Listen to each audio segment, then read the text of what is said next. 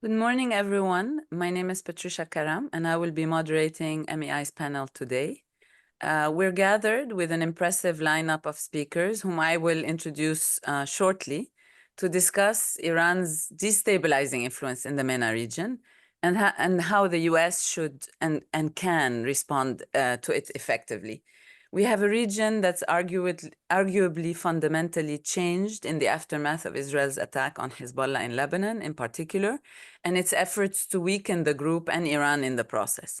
The resulting altered balance of power in the Middle East will necessarily have implications for regional security stability and US interests. How can the US approach the Middle East to neutralize Iran's influence in the long term and stabilize the region?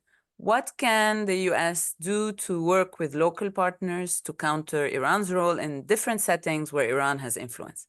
These are questions our panelists will seek to address, but first, let me introduce them in the order of their interventions.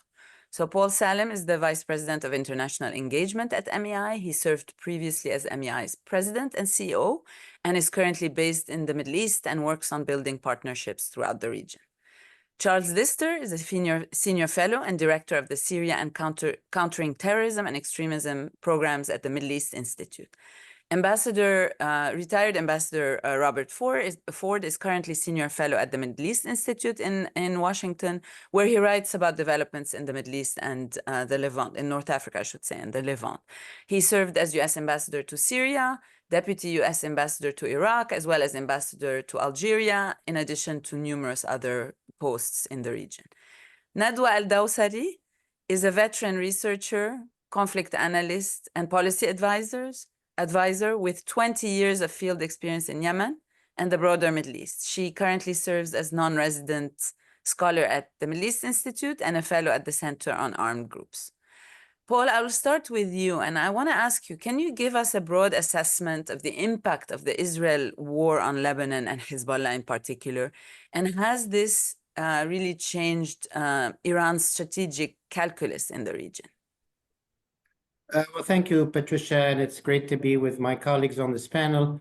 Well, let me just sort of say, commenting on the title of the panel, that there are really two destabilizing factors in the Middle East. One is the long-standing Israel-Palestine conflict and really Israel's, non-movement towards any Palestinian state that is proven to be massively destabilizing again in the past year. It is also something that has inflamed opinion throughout the Arab and Muslim world, and that is probably one of the primary destabilizing factors in the Middle East. The other destabilizing factor is Iran's policy since 1988 of what they call advanced or forward defense, in which they effectively set up allied militias next to mainly, U.S. allies, Israel in particular, but also Saudi Arabia, which has created this militia network in Arab countries, preventing these Arab countries from ending their civil wars, building state sovereignty and moving forward. So that second one is the one we're talking about here. Of course, the two are very interrelated. Iran, as well as its allied militias, and I dare say other extremist militias, take advantage of the absence of a Palestinian state and the continued oppression of the Palestinian people in order to seek advantage in communities that they want to build up power structures in. I would say the sort of devastation of Hezbollah that happened over the last 2 or 2.5 months has changed the strategic balance between Israel and Iran. Hezbollah was always Iran's main strategic asset. Hamas and the Houthis and the Hashid and militias in Syria were much less strategic. Hezbollah was the only one which was considered the effective deterrent against Israel, or indeed against the US, if they were to contemplate any direct attack on Iran. And that was taken very seriously, both in Israel and the United States. After this set of devastating attacks, that deterrence is absolutely no longer there. And indeed, Israel has attacked Iran directly and may attack Iran again. Iran, hence, has lost its deterrent power against Israel, and Iran also has no effective defensive power against any Israeli attack. It's extremely vulnerable. I would conclude this sort of first comment by saying currently the balance of power indeed, between Israel and Iran, it used to be a balance of power and a balance of deterrence in which Hezbollah played a major role. There is currently a very clear imbalance with Israel having the upper hand strategically over a very vulnerable Iran.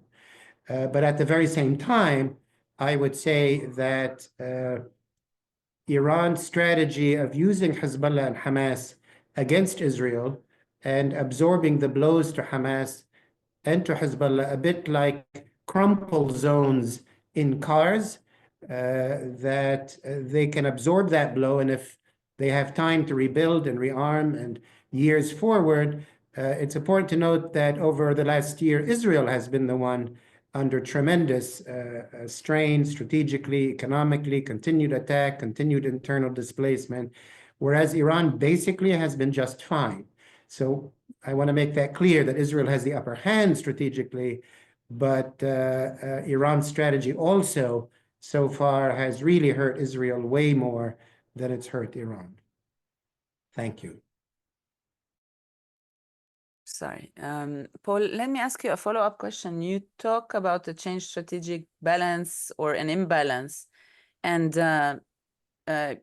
this Israel having an upper hand to a certain degree, but does that mean that the US has an upper hand as a result? And what does this mean about its Lebanon policy ultimately? Well, I mean, certainly Israel and the US have an upper hand militarily against Iran. Maybe they always did, certainly when you add US to the equation. But at this point, I mean, what has changed, one is the very effective blow against Hezbollah, so that is no longer there. What has also changed is Israel's willingness or eagerness to fight, its willingness to take blows. This was not the case before October 7. For deterrence to work, deterrence is a psychological matter. For deterrence to work, it means the opponent is really not willing to take blows, and even a low cost of punishment will deter them from action.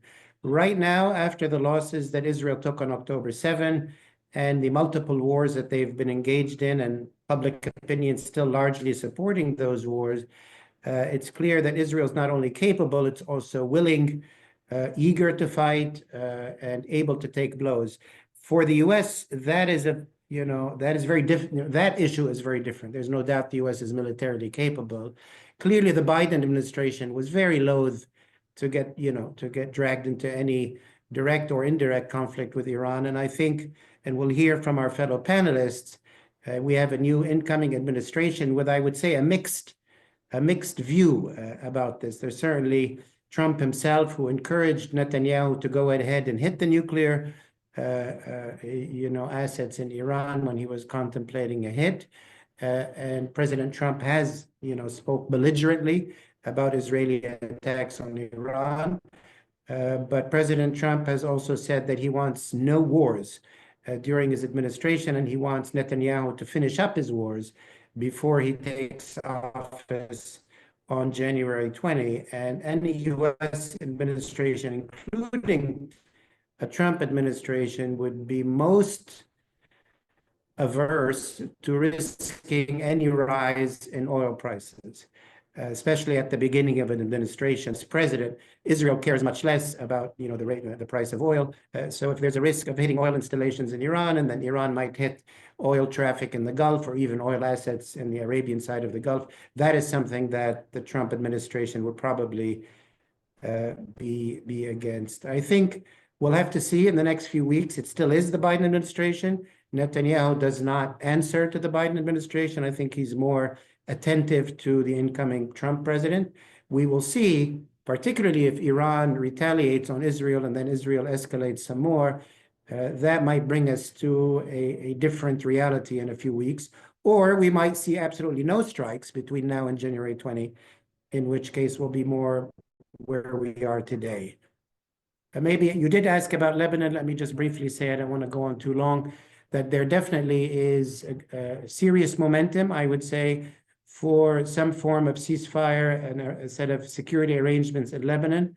I think Israel is much more open to that than it is open to such a ceasefire in Gaza or to any sort of settlement with Iran at this point. Hezbollah seems to be largely open to it. The Biden administration has been very vigorous in that arena. And President Trump himself has promised the Lebanese American community that he will bring that peace sooner rather than later. So I'm somewhat hopeful that a ceasefire and some new arrangements in Lebanon could be seen in the next weeks or a couple of months. Thank you. Thank you, Paul. I'll turn it to Charles. And Charles, I want to talk to you. I want to ask you about Iran's strategy in Syria in particular, which, as you know, has been sort of sophisticated and multi-layered and has involved a number of approaches and tools. And as a result, I mean, Iran's sway is significant alongside other powers. But the question, do you think that Syria's Assad can be distanced away from Hezbollah and Iran? And what would be the impact of a weakened Hezbollah, or what is the impact of a weakened Hezbollah? And this continued Israeli degradation of Hezbollah's capabilities on the power dynamics in Syria? So thanks, Patricia. There's a lot of important questions in there and a lot to sort of unpick. I mean, I would say from the outset, Iran obviously was deeply entrenched in Syria before the uprising that began in 2011. So what has taken place since then isn't necessarily new. Perhaps it's complementary to what had predated the Syrian crisis. Iran's approach initially during the period of acute conflict was, of course, to fight alongside, defend the Syrian regime, to deploy alongside, as well as advise the Syrian military, to form large conglomerations of various militias, almost all of which are still present in Syria today. And in other words, to kind of work towards creating both parallel security structures and integrated security structures within the Syrian state. So a different approach to the Hezbollah model in Lebanon, whereby Hezbollah was created at first, at least, to be parallel. Certainly a different approach than what was initially embraced in Iraq. But we had that dual approach, sort of an independent complementary security structure, but also one that was fully integrated into the state.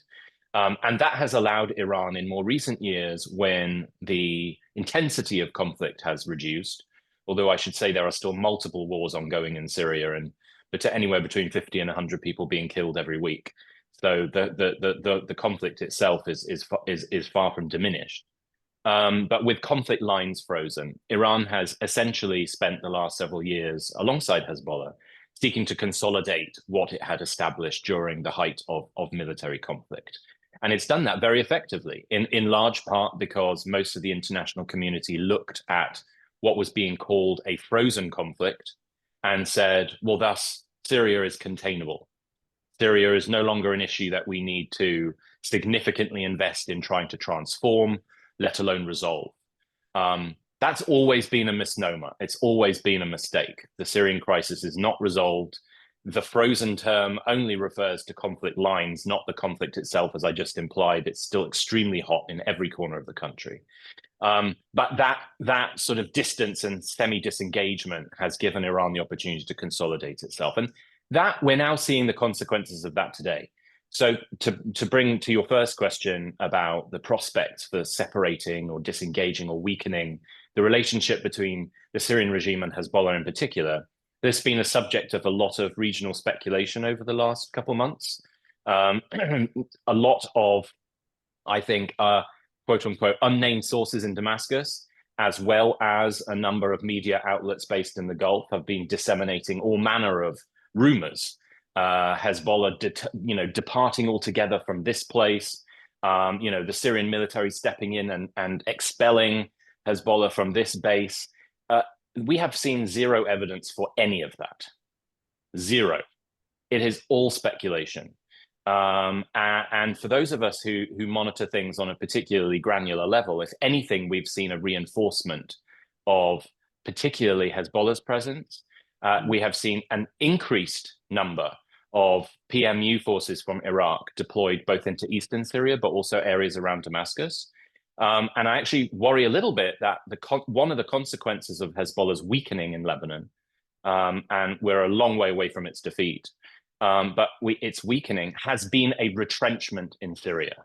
And I'm sure we can, come to talk about this in a while, but I do worry a little bit that if we do find ourselves in a place, as Paul was just describing, with some form of a negotiated settlement or resolution or security arrangements in Lebanon, that Netanyahu may now turn his attention to Syria. In fact, we're starting to hear public indications of this in a way that I've been hearing privately for a number of weeks now, is that Syria is very much next on the list.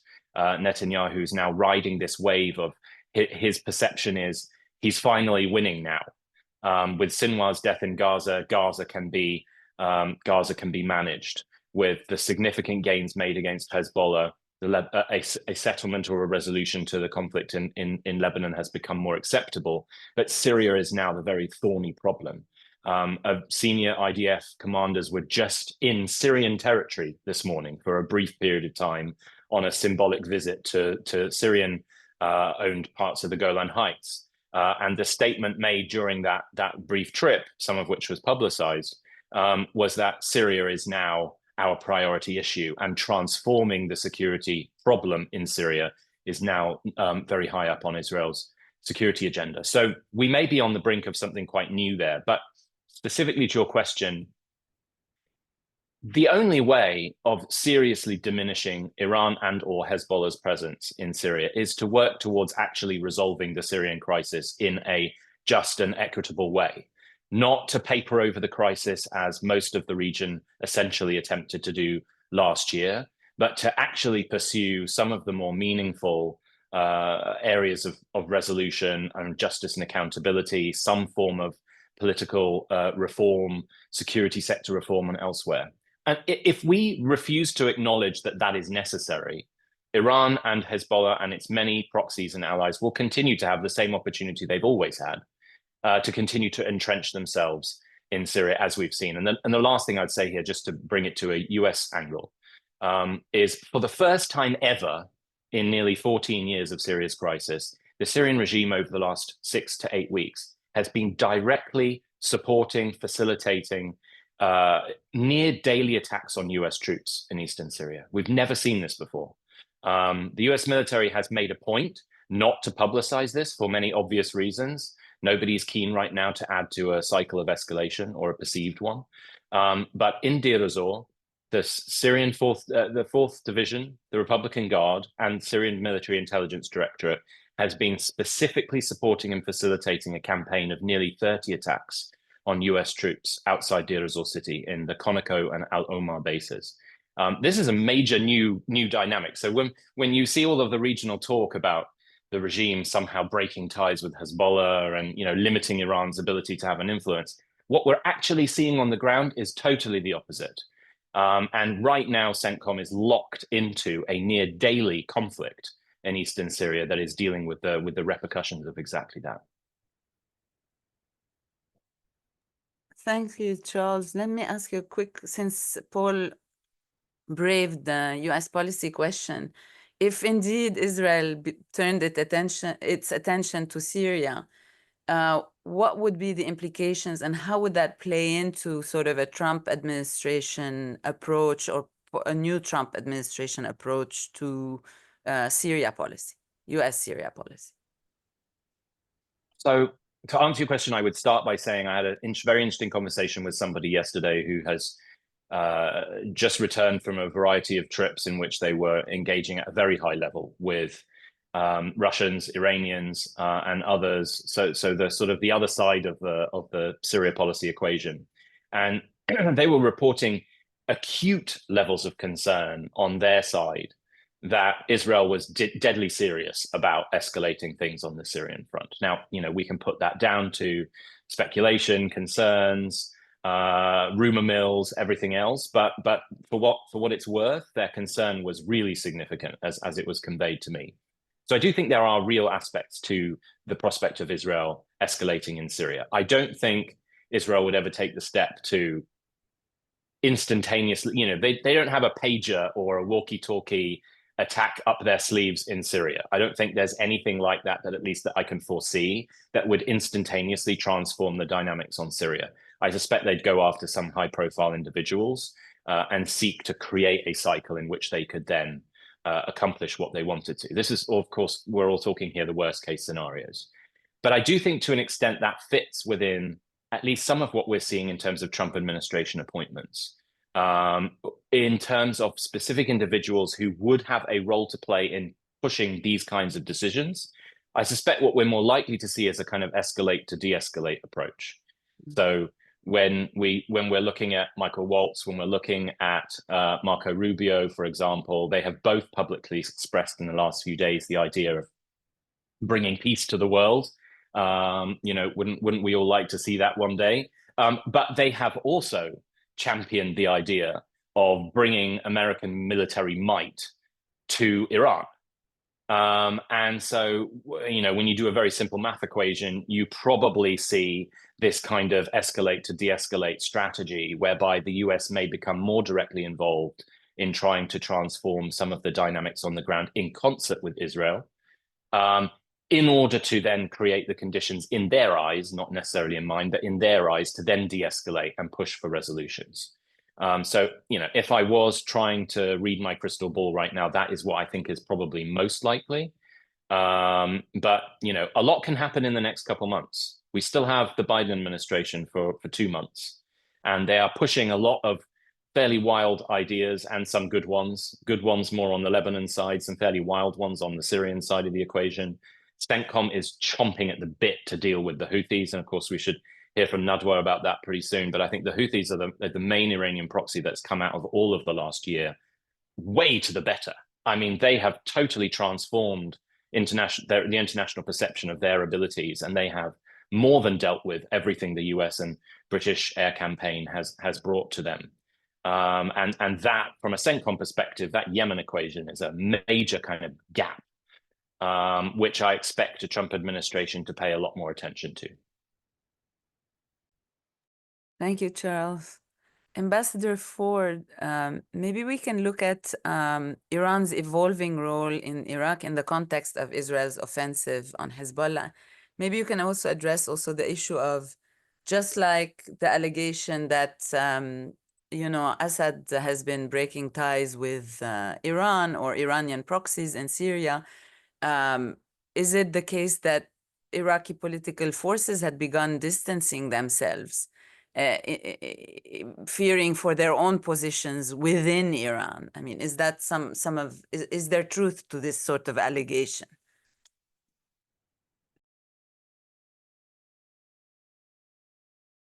You're on mute. You're on mute. Thanks, Patricia, and it's nice to be with colleagues and with Nadwa. So a couple of quick points. First, it is not new for Iraqi politicians, including allies of Iran, to say that they don't want Iraq to be caught in the middle of a US-Iran dispute or even an Israel-Iran dispute. And Prime Minister Soudani, who is himself from the Shia Islamist side of Iraqi politics, the foreign minister, who's a Kurd, have both emphasized that repeatedly over more than a year. So that's one point. Second, it's pretty clear that the pro-Iranian militias, who are very, very powerful in Iraq, to an extent are politically isolated more than they have been in a long time. Even members of the pro-Iranian Shia Islamist political blocs, I'm thinking in particular of Prime Minister Nouri al-Maliki and his rule of law coalition, have said that the Iraqi state needs to be the one that decides if Iraq is to go into a war with Israel. And he's very plain about it. If you fight Israel, you'll fight the United States. He just came out with a statement today, in fact. So I think, in a sense, you're seeing among the Iraqi political class a reluctance to take big gambles.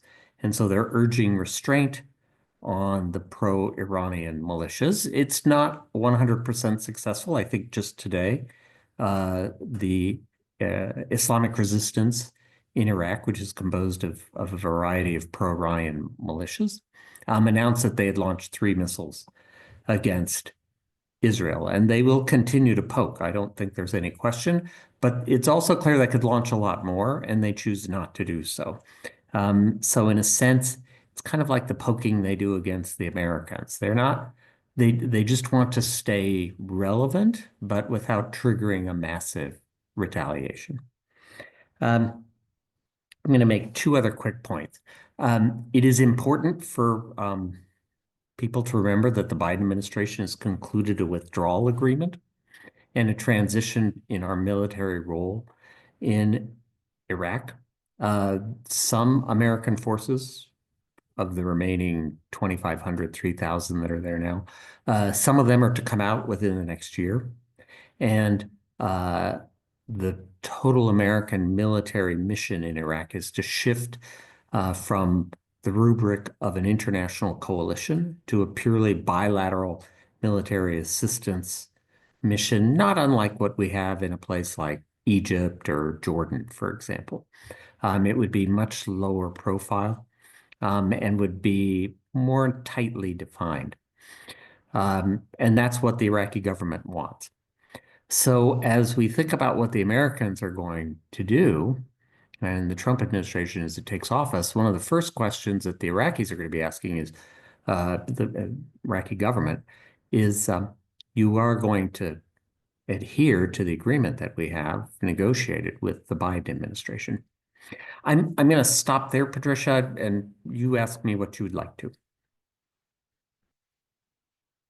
And do you think, I mean, what would be the implication of this? And do you think that, Iraq in particular in this context may become more of, or may become more of a center of Iran's plots against Israel at this juncture?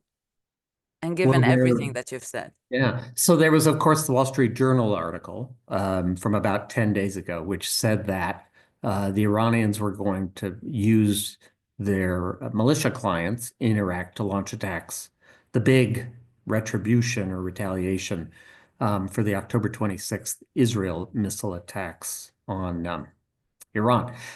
Very quickly, almost immediately, a variety of Iraqi politicians, including many in the Shia Islamist bloc, said, "Oh no, they're not going to use Iraqi soil." And in fact, we just had a 3rd high-level visit, this one from the Iraqi National Security Advisor, El-Araji, who was in Tehran earlier this week. And just to confirm, the Iraqi government doesn't want it. And the Iranians, according to El-Araji, said, "Don't worry, it's not going to happen. We're not pushing for it." I do not mean to suggest here that the Iraqi government is in full control of this, because they're obviously not. But I do think they have some influence over it. And I think it would be a mistake to assume that Iran has carte blanche now in Iraq. I don't think they've had carte blanche ever, but I think it's more visible now than ever, the divisions, the gaps between especially the Iraqi Shia Islamists and the Iranians. It's very interesting to me, for example, that the top-level Iraqi religious clerical establishment in the Shia community, the Marja'iyya in Najaf, has essentially come out and said these Iranian militias should not have weapons, that the state should control all weapons. It's not to say that because Ayatollah Sistani says they should disarm, they will do so. But it's another important indication to me that they are growing isolated. One other point I think we ought to make is there's a regional dynamic here involving Baghdad and other capitals. Prime Minister Soudani was just in Saudi Arabia for the Saudi summit and had a bilateral with Mohammed bin Salman. The Iraqis are actually fairly engaged now with their neighbors in a way that they were not 10 years ago. and certainly not when I was there during the war 15 years ago. It's a noticeable difference. They are making slow, painfully slow, but noticeable progress on linking up electricity grids, which is a sign of someday they're not being so dependent on Iranian electricity for the horrible heat of the summer months, which when electricity fails can be destabilizing. So I think little by little, Iraq is gaining a margin of maneuver, ever widening, but in a very gradual way. And the weaknesses we see that Paul has talked about in terms of Hezbollah, I think is giving maybe the Iraqis a little more maneuver room because the Iranians don't want to be thrown out of Iraq, and they would certainly resist harshly if the Americans tried to do that. I frankly don't think the Americans could do that. But at the same time, the Iraqis are discovering they have their own self-interests here, including the Shia Islamists, the allies of Iran. And their own self-interest is we need to get better control over the Iranian clients, the militias, and we need to maintain some kind of a relationship with the United States, including a military assistance relationship. Thank you. That's very interesting. Let's move to Yemen briefly. And Nadwa, let me ask you, can you tell us a bit, can you talk a little bit about the role that the Houthis have been playing? And they've arguably exploited the situation since October 7 to better coordinate with other access partners. Charles mentioned this period as being somewhat of the Houthis coming out in some ways as one of the members of the axis of resistance. Are we going to see a more competent, a better organized militia that can potentially replace Hezbollah? Thank you. And the answer is yes. The Houthis have every potential to replace Hezbollah. And the Houthis have been conducting attacks in the Red Sea and against Israel as part of the axis of resistance. But the Houthis are also very ambitious. And they do want to become a player on their own. Yes, they have strategic alliance with Iran and other proxies, but they do see themselves as the real deal. The Houthis have demonstrated ability to grow. They've evolved from a small localized armed groups into a powerful military organization with regional influence. And they have developed, with the help of Iran, advanced strategic weapons and military capabilities, which allowed them to threaten the Red Sea, as we've been seeing over the past year. And again, the Houthis are also independent of Iran, and that's the Iranian model with the Houthis and other Iranian proxies. But the Houthis have much more potential than other proxies for reasons I will mention shortly. But they do they're not completely reliant on Iran, and I think that's one of their strengths.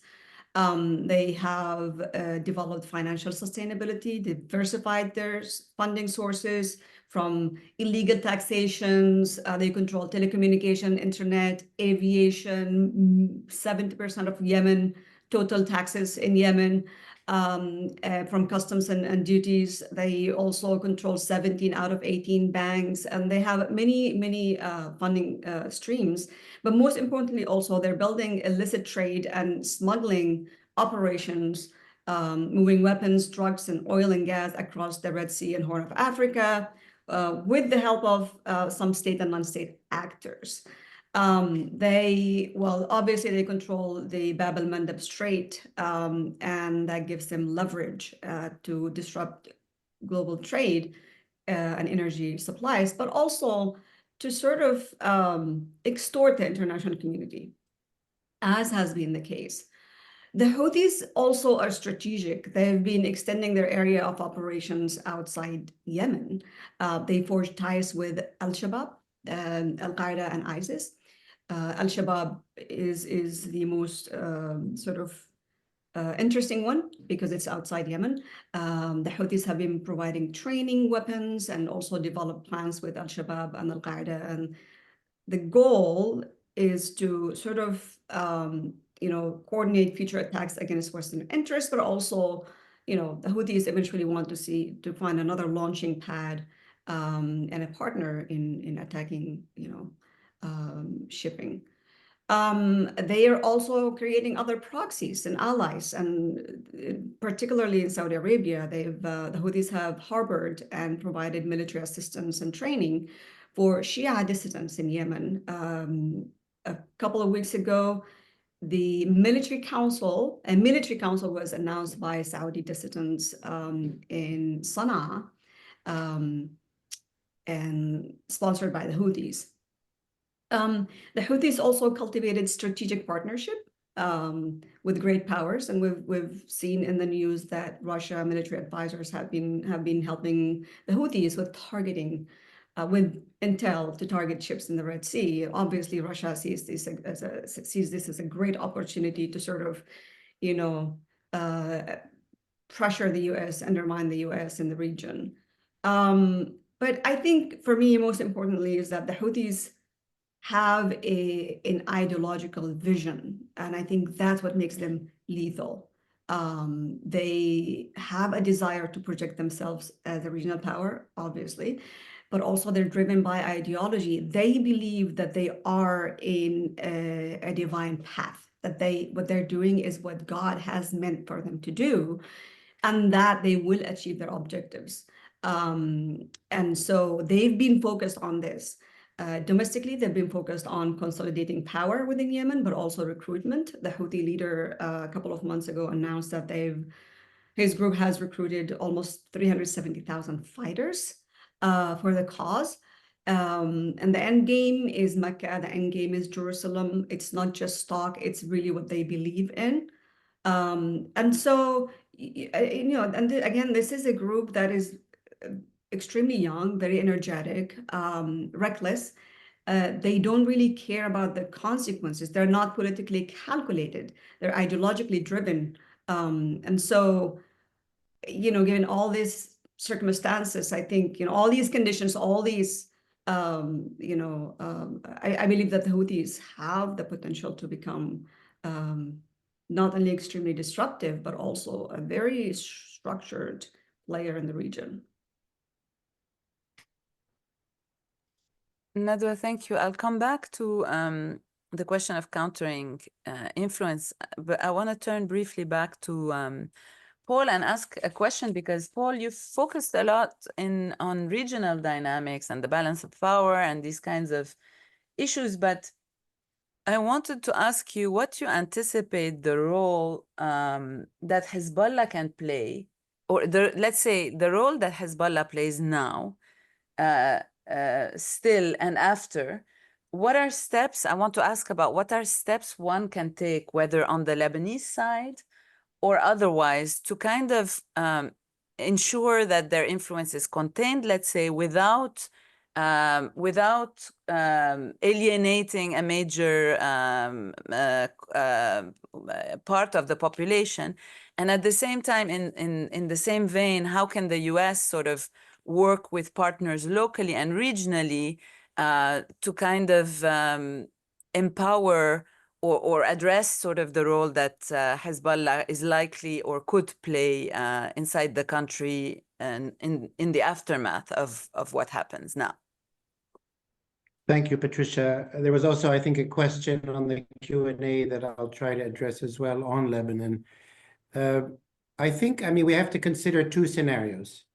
There is kind of the current scenario, in other words, that the overall regional picture stays as it is today, that there are no further strikes on Iran, that Iran is not forced to make any further dramatic decisions, and that we have to deal with the status quo in Lebanon.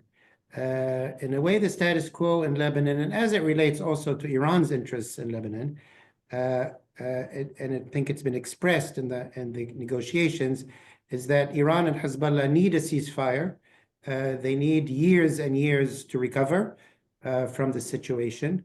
They need a cover. They need some kind of stability. Also, all of their community is displaced, 1.2 million people.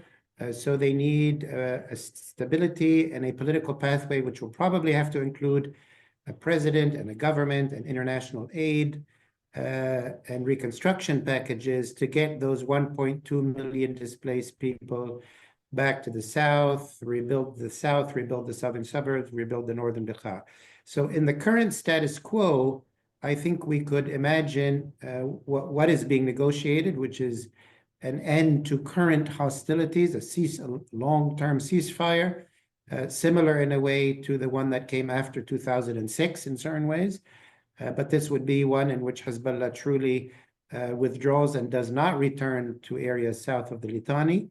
The Lebanese army and the UNIFIL will be buttressed there, but there's also likely to be an American and British supervisory role. Israel is still insisting on the right to monitor and hit as well. That is not something the Lebanese government can accept. So there's still a lot of negotiation to go. In this current regional status quo, Hezbollah would remain armed.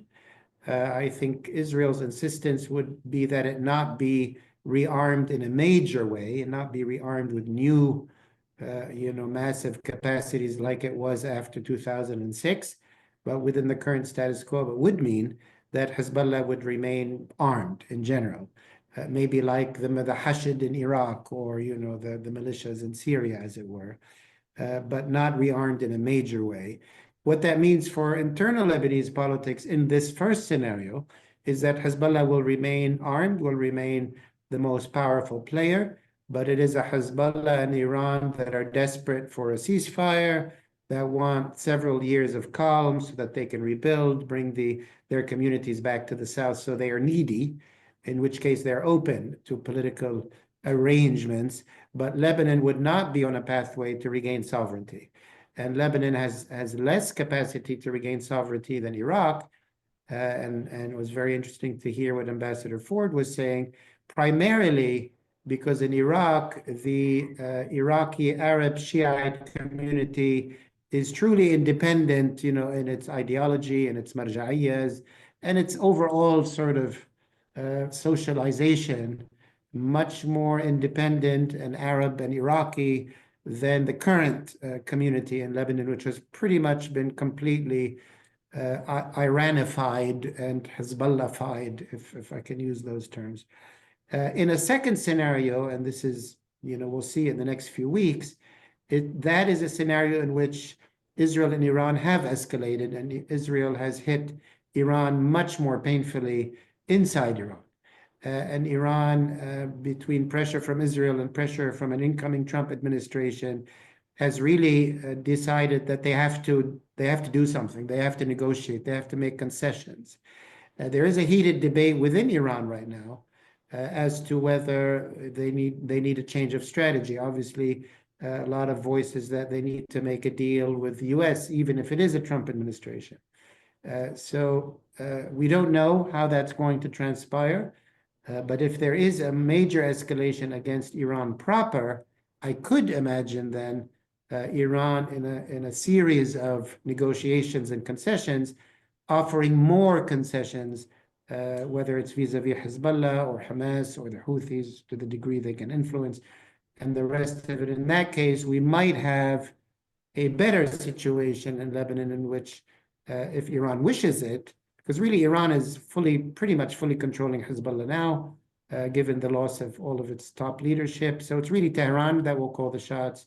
And it is conceivable in that second scenario that Iran will be, encourage Hezbollah to play a much lesser role or to work towards an integration eventually with the Lebanese army, similar to what, all the Lebanese militias did after the Civil War, what the Muslim Brotherhood did after 1952, and so on. It's not unheard of, but it would be a new thing. Let me also, end with a general comment, because I do think it's the regional that will determine what happens in Lebanon and Iraq and other places. And let me say the following, that the degree to which Israel or the US or others engage Iran's allies or its proxies, the degree to they do that benefits Iran, because it means the forward defense strategy is working. It means it's worth investing in, because the US and Israel are wasting their energies on the proxies, and none of the losses of the proxies, none of them at all are losses to Iran. So the more there is engagement against the proxies, the more it convinces Tehran that this is a strategy worth investing in. It is similar to shadow boxing, that the more you hit the shadows, the more the boxer will throw the shadows at you, or similar to, a cat chasing a laser dot. The more the cat is chasing the laser and ignoring the person controlling the laser, the more the game is working. The flip side is very, very clear that the more the cost is made to be paid by Iran proper, the more it's clear to Iran and Iran's leadership that this investment in this forward defense is actually not working, and is not worth rebuilding, and is not worth spending more billions of dollars on. So I think everybody should be very aware about the different dynamics of engaging with the proxies, which reinforces the strategy, and engaging Iran directly, which clearly indicates to Iran that, look, it's not working for you. It's not worth spending your billions on it. It is not providing deterrence or defense. It's not even distracting your enemies. So pick a different strategy. That would be a great boon to the Arab countries that are suffering from this Iranian strategy. Thank you, Paul. That's actually a really good segue to the question I was going to ask. I'm not going to ask Charles now. I'm going to ask a different question, which is, you did talk about the approach. The only way you said to sort of reduce the influence of Iran and presumably of other malign countries in Syria is to resolve the conflict and to promote reform and accountability. Do you envisage the US to have a role? Let's say, do you envisage the US and or regional partners to have a role in sort of ending the conflict, given the track record of doing so in the past? No. I think, what's the track record? We've had more than 13 years, most of which, and Robert can speak to this, I think, as well, if not better than I can, most of which time, both regional states, the US and Europe, have fixated more on the symptoms of the crisis than they have on the root causes.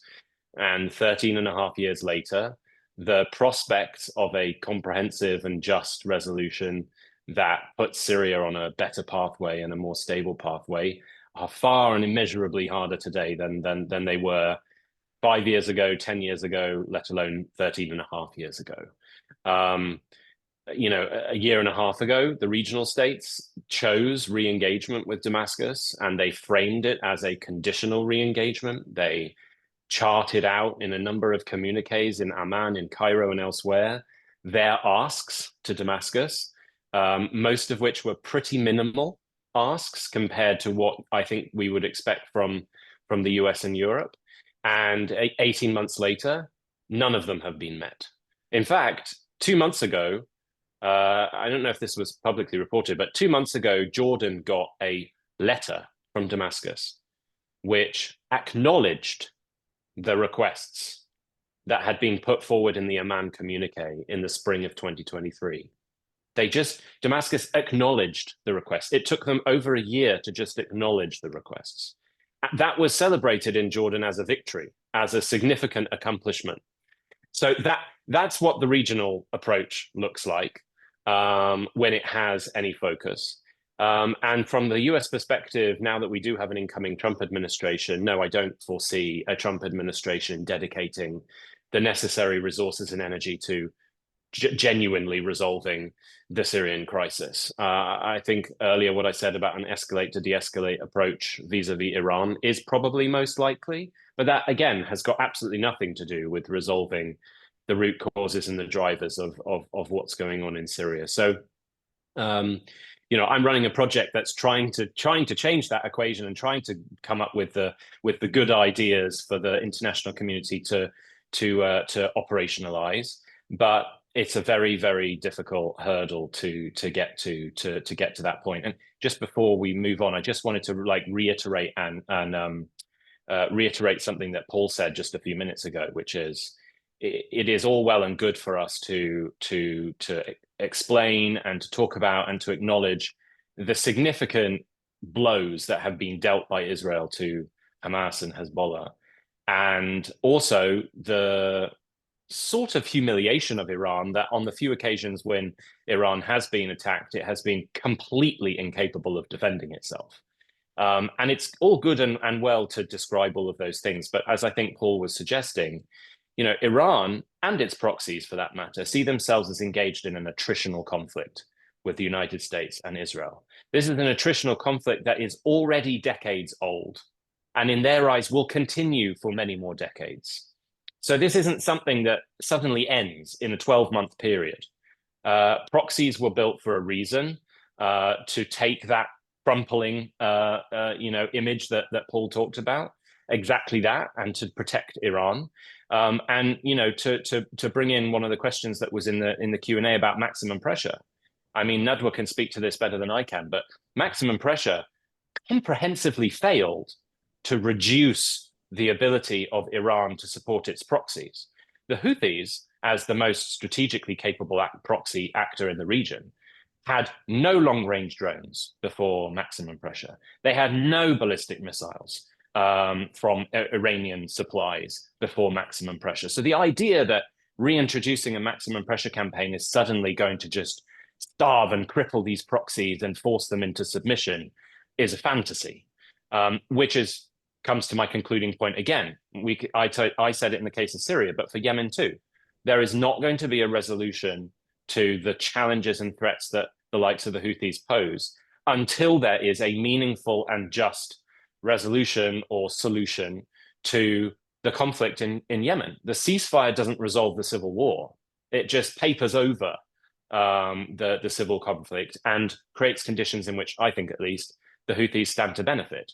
Same can be said for Syria, same can be said, but in a different context to the situation in Iraq, Lebanon, and elsewhere. Thanks, Charles. One quick one. I'm going to sneak another one quick question from the Q&A, which has the diplomatic initiatives with other regional partners like Saudi and UAE played a role in the US response to neutralize or isolate Iran and its proxies. Was that to me? Yes. I don't think it has played a role in neutralizing or weakening the role of Iran or its proxies. I think the opposite. I mean, to come to my point about the attritional conflict, from the perspective of Iran, the fact that the Saudi Minister of Defense just had a meeting with his Iranian counterpart and discussed strengthening military ties, the fact that there have been rumors in the region that Saudi and Iran are going to have at some point joint military exercises, is from Iran's perspective another sign that their attritional campaign is working. When Saudi and the UAE and others talk about taking steps to minimize the influence of Iran or its proxies by, for example, engaging the Assad regime, or by continuing the kind of slow burn engagement that Robert was discussing earlier with Baghdad, none of those steps have, in my view, done anything materially to reduce the influence of Iran or its proxies in those theaters. Not yet, at least. You could probably argue that in Iraq, in the medium to long term, it has more of a potential prospect for working. But certainly in Syria, it hasn't transformed the dynamic at all, and it hasn't given the United States any tools to work with. And so again, these are tactical steps being taken by regional states who want quick fixes to small-scale regional crises, or at least what they see as small-scale regional crises or challenges. But again, they are papering over the root causes and drivers of the instability that malign actors like Iran and its proxies will always seek to take advantage of. And, in the case of Syria and Iraq, ISIS is the sort of elephant in the room in those conversations too. The bilateral arrangement with Baghdad is completely ambiguous about what the future would hold for the KRG and Erbil. And very senior officials in the KRG told me in the last few weeks that they have sought out answers from the US in Baghdad, in the embassy, in Erbil, in the consulate, and in Washington, D.C. in person. And they have received different answers from all three about the timeline and the mechanisms and the the future of the US presence in northern Iraq and thus also in Syria. So the US hasn't done itself any favors here. The Biden administration wanted ambiguity because I think they felt like it gave them room for maneuver when the Iraqi elections eventually happened next year, and there was some anticipation that there might be a more favorable government in Baghdad to sort of reformulate some of those agreements. But the ambiguity has actually sown more doubt, again, which malign actors or competing actors like Iran can try to exploit. Thank you, Charles. Ambassador Forbes, you already talked about a shifting balance of power in some ways in Iraq as a result of what's been going on. And how can, my question to you is, how can the US kind of build or leverage this sort of shifting balance of power that you're talking about and work better with Iraqi partners to continue in that direction, if you will? There's also, I want to sneak in also a question from the audience, which is how does the Kurdistan region in Iraq see the presence of Iran or Iranian militias in Iraq? And what role does the KRG play or the Kurdistan region play? And how can the US gain from them in their response to Iran? Well, thanks, Patricia. Let's talk about Kurdistan in Iraq. Charles was raised it, and I think it's a great point. So the first thing to say is that Washington is going to have a hard time operating in Kurdistan without the approval of the government in Baghdad. And the ambiguity that Charles was talking about, I suspect, reflects also an ambiguity in Baghdad itself. The relationship between the central government in Baghdad and the Kurdish regional government in Erbil, I don't need to recount the fraught history. But I think in some ways it's better now. Prime Minister Soudani was just there yesterday. So American assistance to the Peshmerga, I think there are going to be plenty of people in the Trump administration who will want to continue that. How that is done operationally, whether that means that the Americans have carte blanche at the Harir airport in Erbil, that I can imagine Baghdad is going to want to have more than a little say in, because the militias themselves are going to want to have a say in it. It is not a secret that the Americans are using drones to hit militia leaders in occasional retaliation for the militia's attacks on American soldiers. And therefore, whatever American military presence is going to come under the scrutiny of the militias politically in Baghdad, as well as Iran behind them. So yeah, there's going to be some ambiguity there for a time. And I think it's important to reiterate something Paul said, which I totally agree with.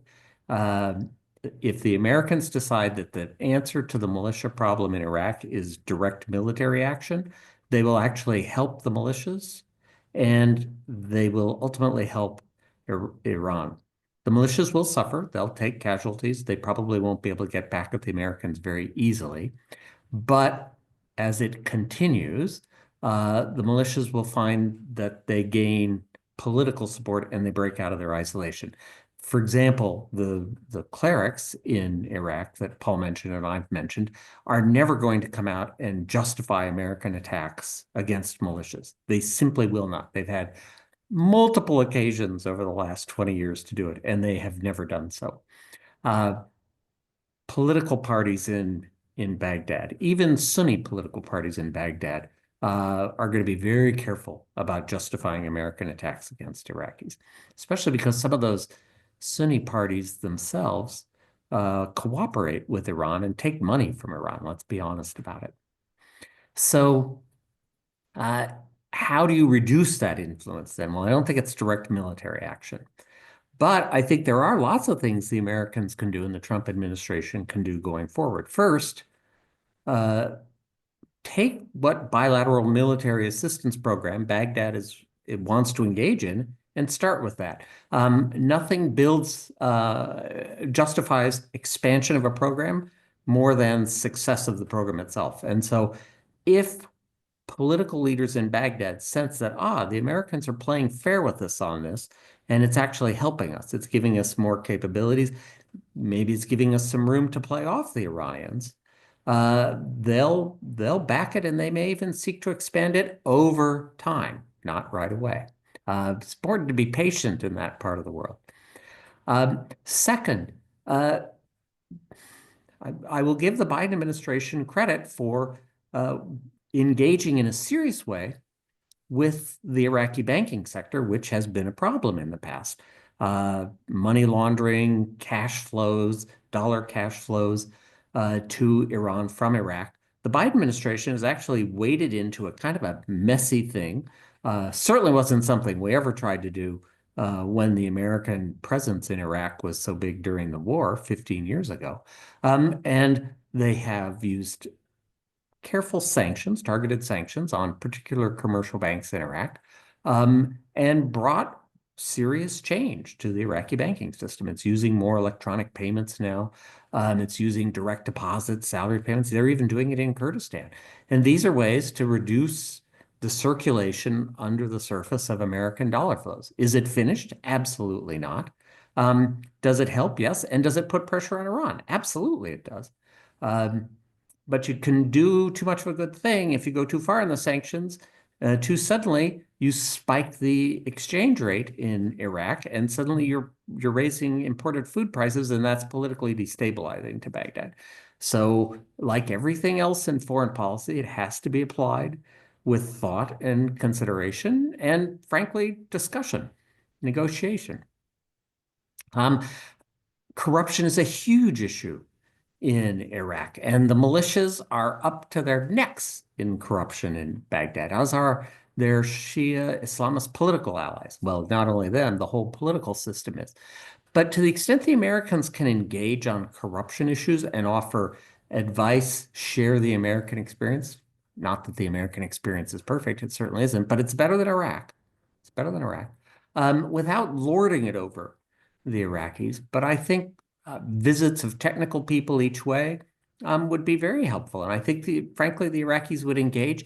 And that, too, is a way of helping those in Iraq that would like to see the militias contained better, use the corruption issue to help contain them. And finally, a broader point, which is that Iraq is changing. And if you visit Iraq now, compared to how it was 10 years ago or 20 years ago, it's very different. Now there are 3 different universities, American universities in Iraq, in Suleimania and Dohuk up in Kurdistan, and a new one in Baghdad. I would love to see, for example, the Fulbright program expanded and opened so that we can get more Iraqi students to come here for a year and study. And we can get some American professors over there. Not that it changes anything overnight. It doesn't. But as I said, you have to play the long game here. And the more we can promote critical thinking and promote the idea of Iraqis looking at Iraq first, there is a sense of Iraqi nationalism, and it exists. I think that's for the better. Thank you. Nadwa, you've been waiting so patiently. So I want to ask you a bunch of questions which have come up also in the chat, but in particular, there's the question of effectiveness of maximum pressure, that question that Charles mentioned. I want to link that to, lessons that you think the US can draw from its efforts in Yemen, especially vis-a-vis the Houthis, but also, and again, linking it to another question, what would it take for the Houthis to cease their attacks against shipping? And are they still linked to the war in Gaza? So these a lot of questions, but thank you. Well, first of all, I think it's important to look at the Houthis not only as an Iran proxy. We need to look at the Houthis in isolation because, like I said, they're an actor on their own and they have their own motivations. And so the United States have supported the peace process in Yemen, and unfortunately, it's the Houthis that have been resistant to ending the conflict. Every truce, every ceasefire had been an opportunity for the Houthis to regroup and gain more sort of, more grounds, more territory. So in terms of, what was your second question? I'm sorry. There was the maximum pressure, and then Yeah, lessons the learned, maximum and then pressure. My attacks. concern, yes, my concern, the maximum pressure in the Houthis case is going to be the redesignation of the Houthis as an FTO. It's an easy step, right? But unfortunately, that's going to make things worse. The Houthis are asking for the FTO. They want the FTO. They will celebrate it. It's not going to be very effective with the Houthis because they have all this illicit trade, sort of, funding sources that are not going to be hugely impacted by the FTO designation. The FTO designation will only impact the humanitarian situation and Yemeni private sector. So I think I honestly, I think that's one thing that Trump might do, which is, the Trump administration might do, which is the FTO designation, as opposed to, instead of like engaging with the Houthis militarily, which Trump, is trying to avoid because he ran on ending wars. I think what I would like to see happening is different things. One, the Houthis are clearly undeterred. But two, also, they're clearly not interested in ending the conflict because they see themselves as the only representatives of Yemen and also the Muslim world now because they've gained this, sort of reputation as the defenders of Gaza and Palestine, which is honestly, I mean, what the Houthis are doing in the Red Sea, it's not really about Gaza, it's about projecting power regionally. And if the Gaza war ended, it's not going to change that. The Houthis will continue to use, will hold the Red Sea as a hostage, will continue to extort the international community using the attacks in the Red Sea. So what I would like to see is, one, the US need to support the Yemeni government militarily. And I'm not talking boots on the ground. Yemeni government need to build its deterrence capabilities against Houthi expansion domestically. And here I want to reflect on an important lesson learned. I keep bringing this in every conversation. The Stockholm Agreement in 2018, the Yemeni government was 3 kilometers away from taking Hodeidah seaport from the Houthis. The Houthi leader announced that they were retreating, they were withdrawing tactically, which was a statement of defeat, but basically. And the US and the international community pressured the Yemeni government to suspend the operation, over worrying that it would impact the humanitarian situation and access to food into the country. And back then, we Yemenis warned that the Houthis will then use the seaport to threaten international shipping. We said that in 2018. And fast forward 5 years later, it happened, okay? So we do need to support the Yemeni government militarily. We need to support the Yemeni government economically. We need targeted sanctions on the Houthis, not FTO designation, but go after the money sources.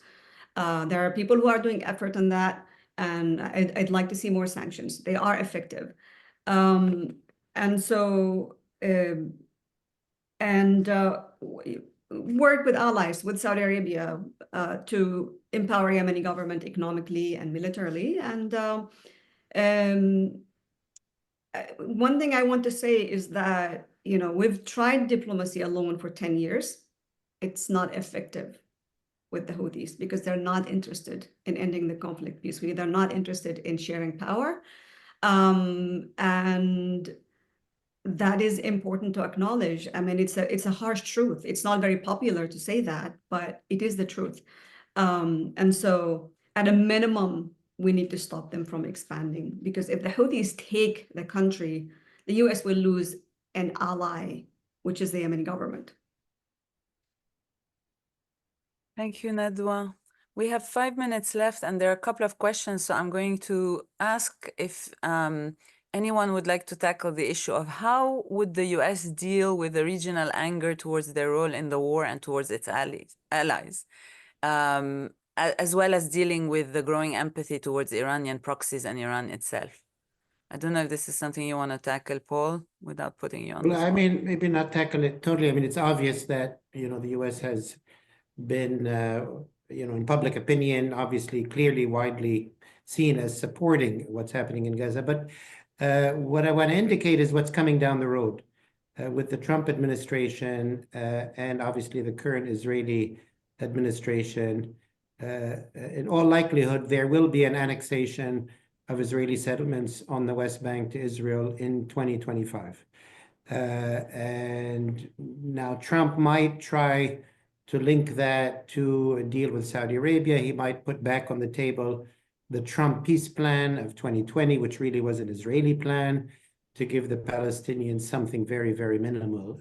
That is unlikely to work. But I just want to put that on the table to say that that step, which is likely going to happen very soon, is going to greatly rebound to the favor of Iran and its proxies, also to groups like Al-Qaeda and Islamic State, and all of the extremists who will say that not only we see what's happened in Gaza, but then there will be a massive annexation on the West Bank as well. So I think that's another dangerous, step coming down the road that we have to be very aware of. And I don't know, Charles or Ambassador Ford, do you want to venture insights as to the dynamics involving President Trump, his influence on Iran, Crown Prince Mohammed bin Salman, and the evolution of their relationships, and how is that likely to change, especially in light of MBS's changing mindset towards Iran? Do you foresee changes or a testing relationship?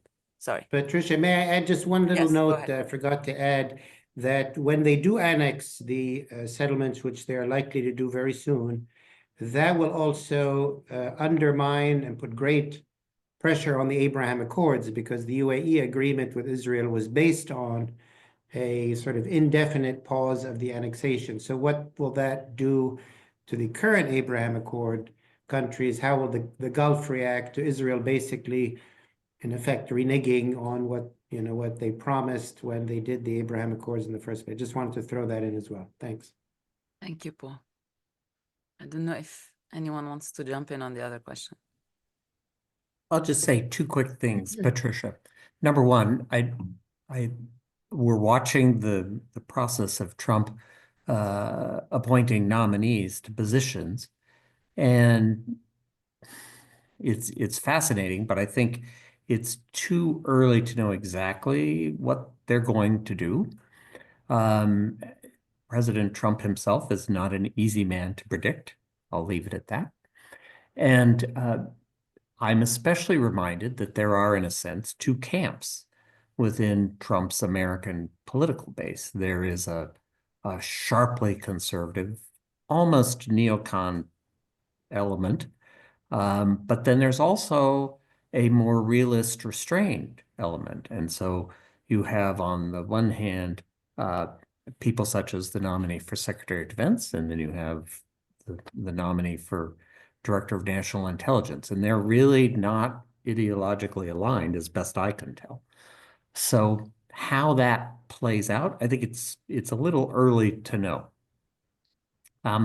Second point I would make with respect to the Gulf states, unlike almost anybody in Washington, I suspect that leaders in the Gulf, and in particular Mohammed bin Salman, but also Mohammed bin Zayed, and maybe even Sheikh Tamim in Qatar, will at least get a hearing from the president himself about the Palestinian issue, also Lebanon.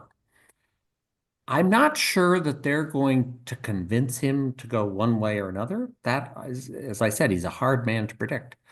But I think if anyone is going to influence President Trump on this, it's certainly not other people in Washington, as much as it might be the Gulf leaders. And that puts them themselves in a tough spot, because if in the end he rejects advice about how to go forward, I was very struck by the harsh tone of the communique out of Riyadh yesterday. If President Trump decides to go in the other direction, then exactly as Paul said, it's gonna put countries like the UAE in a tougher spot. And I think for the Saudis, for Riyadh, they'll have to decide, well, how much do they want to go forward with this reconciliation with Iran? How much can they trust the Iranians? Hard to imagine they can trust them very much after the last 50 years. Or can they sort of get along, get some kind of secondary level agreement with the Americans without going full Abraham Accord? And I suspect that's what Riyadh will be calculating is, how do we sort of thread our way through this, minimizing our exposure of risk in terms of regional perceptions and the Palestinian issue, versus gains we can make with the Trump administration on especially defense, but also perhaps international support as well. So, and I think it will be a challenge for the Gulf leaders. Very much what Paul said about the UAE, I think, is exactly right. Can I just make one 30-second point? Yeah, I know 30 we're almost out of seconds to you, time. Charles, and 30 seconds to Nadwa because we are at Yeah. time and we have to close. So go ahead, but no more I than don't 30 think it's seconds. I don't think it's a coincidence that MBS chose to use the G word, genocide, for the first time once Trump was elected. So I think the negotiation has started indirectly, and I think that was significant. And then the other point I was going to make was a lot has changed. The Middle East has changed since the first Trump administration. So when phrases like maximum pressure campaign, come back into life, one of the reasons why the maximum pressure campaign happened at all and then quote unquote worked or was operationalized was because the region wanted it. The region played along with it. We're not in that place anymore. When the regional states that wanted it the first time around all have reestablished diplomatic ties with Tehran and are terrified that the US would do anything to bring Iran's wrath back on the Gulf, the maximum pressure campaign isn't going to work the way that it did the first time around. But the Trump folks who have been appointed into these positions don't seem to have really figured that out yet. So that everything remains to be seen. Thank you, Charles. Nadwa, any 20-second last word? Yeah, no thought, to add to my colleagues have said, but the one thing I also want to add to what I have said before is we do want to see more investment in intercepting weapons coming from Iran and other sources to the Houthis in Yemen, because I do believe that the Houthis will become, More formidable. more formidable, more challenging for US and the West in the future than Iran and other Axis of Resistance members. All right. Thank you very much. We are at time, unfortunately. We can go on forever, but I want to thank each of you for participating today, and I want to thank the audience for staying with us. And this will be live later, so if you want to look at yourselves again and watch it again, check back the MEI website. Thank you very much, everyone. Bye-bye. Thank you, Patricia. Thank you. Thank you.